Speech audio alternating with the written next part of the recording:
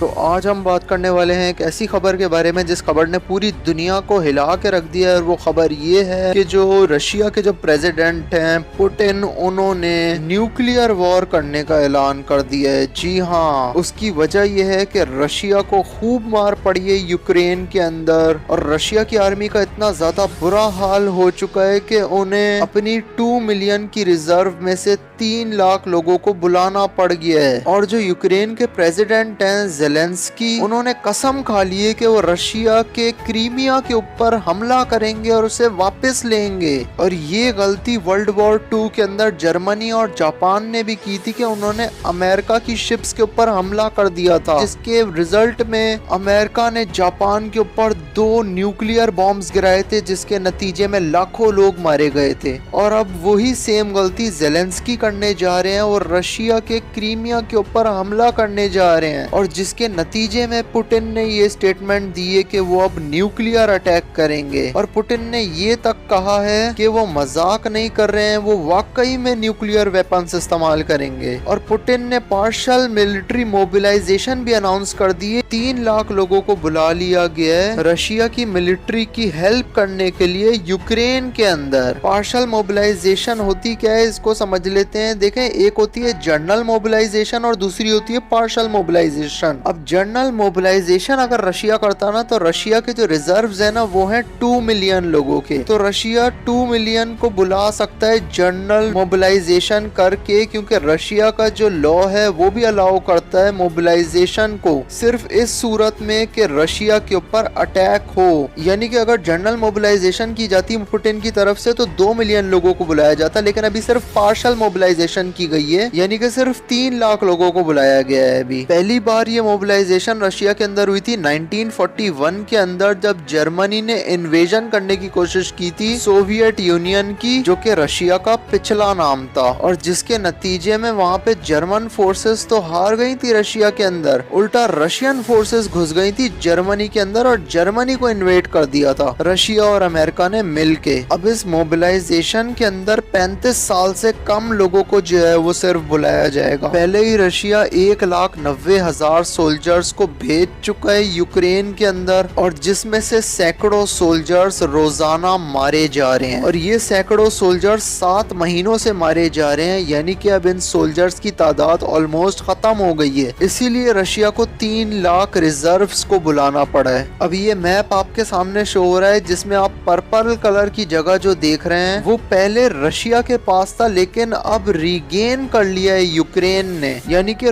Ukraine ने Russian forces को वहां से मार दिया है और उस एरिया को दोबारा वापस ले लिया है। और क्योंकि ज़ेलेंस्की ने कसम खाई है कि वो क्रीमिया को वापस लेंगे, तो यानी कि वो खेरसोन वाली जगह को भी वापस लेंगे। और जो तुर्की के जो प्रेसिडेंट है तैयब उर्दुगान, उन्होंने पुतिन को कह दिया है कि वो रिटर्न कर दे क्रीमिया उसके राइटफुल ओनर्स को, यानी कि यूक्रेन को। और फ्रांस के प्रेसिडेंट इमैनुअल मैक्रोन का ये बयान आया है कि रशिया को ह्यूमिलिएट नहीं करना यूक्रेन के अंदर। ये उन्होंने इसीलिए कहा है कि अगर रशिया वहां पे बिल्कुल कुचल दिया गया तो वो फिर न्यूक्लियर की तरफ जाएगा। और पुतिन ने 55 कर्नल्स को भी लॉस कर दिया है यूक्रेन के अंदर। और आप देख सकते हैं 55th कर्नल कुछ इस तरीके से मारा गया है कि उसके हेलीकॉप्टर को अटैक किया गया मिसाइल के थ्रू। और सिर्फ हेलीकॉप्टर्स को ही नहीं बल्कि ड्रोन्स को भी अटैक किया जा रहा है मिसाइल्स के थ्रू। यह है अमेरिका का दिया हुआ बक एंटी एयरक्राफ्ट मिसाइल, जो आसमान में किसी ड्रोन या हेलीकॉप्टर को छोड़ता ही नहीं है, सीधा जाके हिट करता है और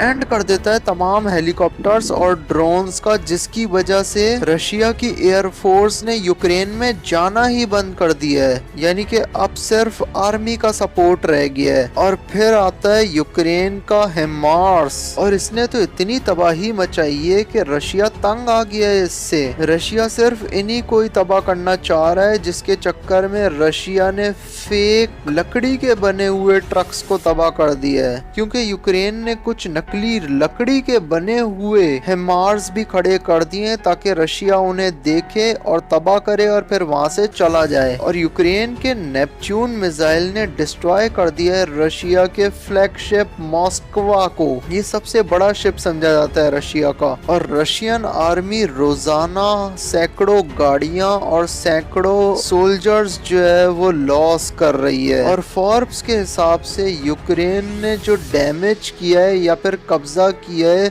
रशियन टैंक्स के ऊपर, फाइटिंग व्हीकल्स के ऊपर, ट्रक्स के ऊपर, हेलीकॉप्टर्स के ऊपर, वॉर प्लेन्स और ड्रोन्स के ऊपर, उसकी तादाद तकरीबन 1120 है। यानी रशिया की एयरफोर्स, नेवी और आर्मी तीनों चकनाचूर हो गई हैं। और जो रशिया के कब्जा की हुई प्लेसेस थी यूक्रेन के अंदर, उन्हें यूक्रेन ने वापस लेते हुए वहां पे जो रशिया के झंडे लटके हुए थे उन्हें या तो फाड़ दिया है या फिर जला दिया है। और कब्जा की हुई जगहों को रशिया ने सिर्फ इसीलिए गवाया है क्योंकि वहां पे सप्लाई सिस्टम बिल्कुल भी अच्छा नहीं था, क्योंकि वहां पे खाना और हथियारों की जो सप्लाई थी, जो बुलेट्स की सप्लाई थी, टैंक के गोलों की सप्लाई थी, मिसाइल्स की सप्लाई थी, वो बहुत लेट पहुंचती थी। उसके लेट पहुंचने की वजह यह है कि रशिया की एयरफोर्स तो अब जाती नहीं है यूक्रेन के अंदर, तो सिर्फ रोड के रास्ते ही सप्लाई मिलती है रशियन आर्मी को, जो कि बहुत लेट पहुंचती है। पहले हालात कुछ ऐसे थे कि रशिया